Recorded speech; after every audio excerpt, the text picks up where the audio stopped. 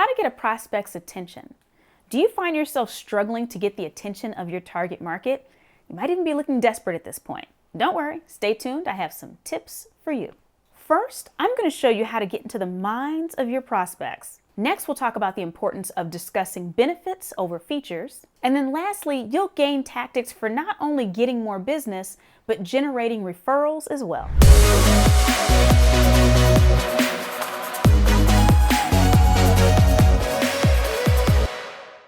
So let's get started. If you want to get your prospects' attention, the first thing you have to do is know them and know their problems. Too often we see business owners that are obsessed with their offering. Buy this, I have this, you need this, get this. But the people they're speaking to don't actually have a need for what they're offering. Have you ever been offered something that makes no sense to you whatsoever? It's because that person either doesn't know that you're not their target market, you're not a real prospect, or they don't even know what their prospects even need. So make sure that you're understanding their pain points and don't use the jargon of your industry when you think about how you provide solutions. Think about the problems as they see them. What holes do they already see need to be filled? If you understand their stresses and their worries, then it helps you better figure out how to communicate how your technology, your product, your service, whatever it is you're offering can help fill in that gap. But again, you have to spend time getting to know them. So what you might want to do is create focus groups where you're asking them about some of their biggest challenges around different things. Be very careful. Don't feed words into their mouths. Don't give them information to make them describe what you're offering, but ask very open-ended questions and have somebody recording. In fact, you might not even be the right person to conduct the focus group. You might need a neutral third party or a consultant to do it for you. But you really want to make sure that you're understanding the psychographics and the challenges that your target market is having. The next step is to use attraction marketing to get their attention.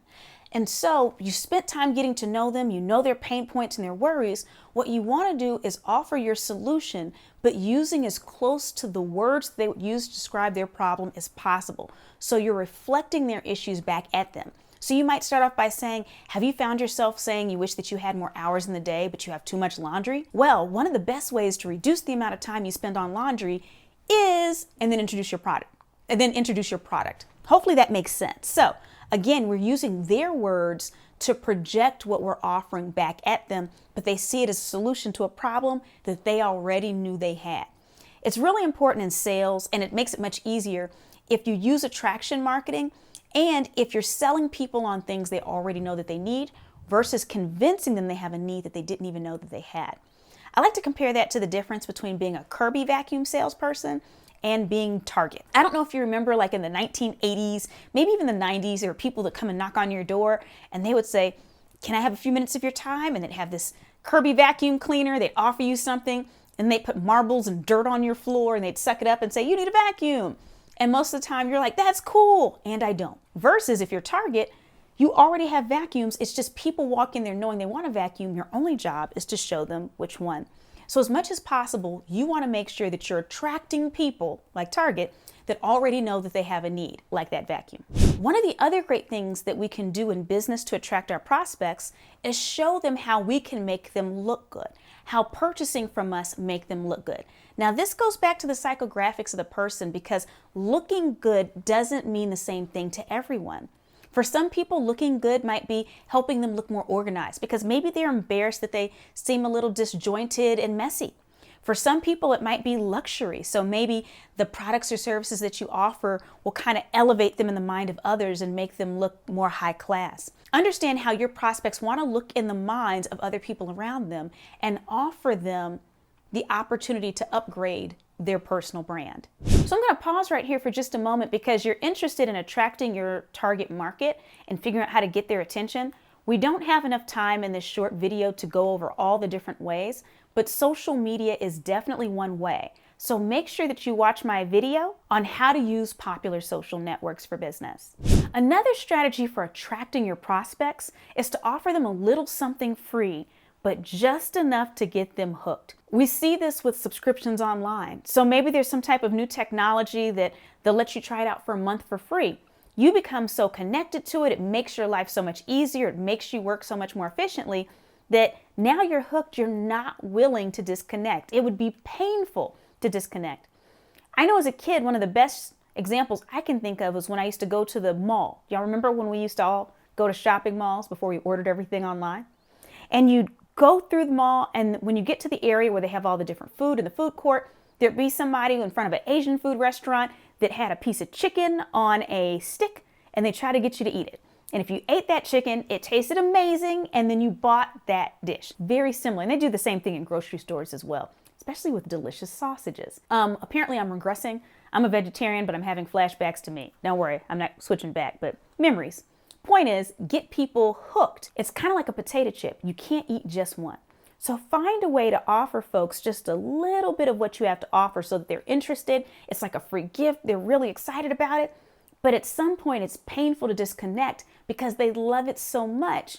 It would actually make their lives harder to not continue using your product or service. The next step depends on the type of business model that you have.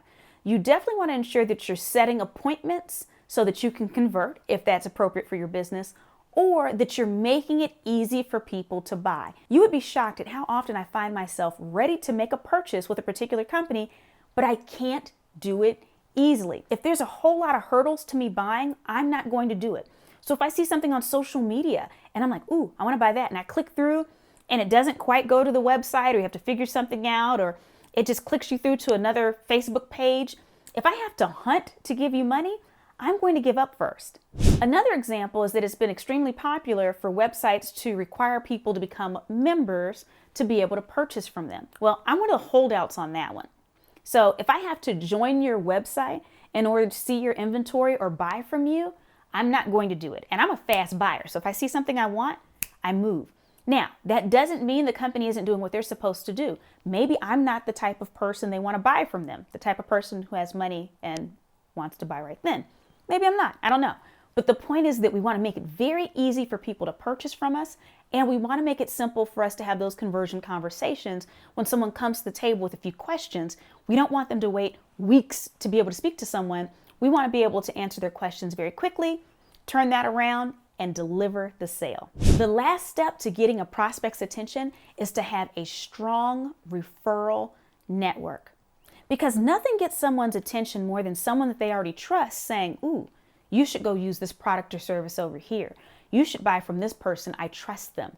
So how do you incentivize people to refer you? There's many different ways. One of the things you can do is once they tell you they're happy with your product or service, you can actually just thank them and say, hey, would you mind if I use this wording? Would you mind if I write that down as a quote so that then you can share it with other people?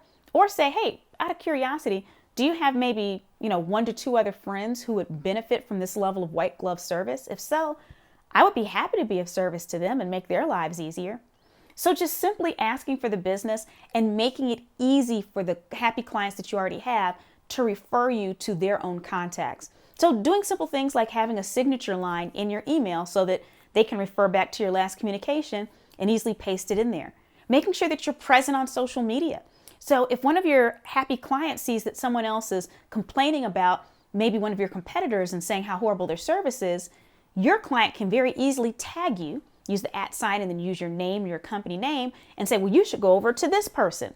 And now that other person has an out. So you have to make it easy for people to refer you, but that's definitely going to get more prospects' attention. And the beautiful thing about that is it takes less time to convert them because they already know you have value. Speaking of value, you're going to notice in the description of this video, there's a link to download a Future Ready Playbook. This playbook is chock full of value in the form of activities and worksheets that are going to help you work through being more strategic for your future, whether we're talking about your personal future, your professional future, or your business's future. Download it today.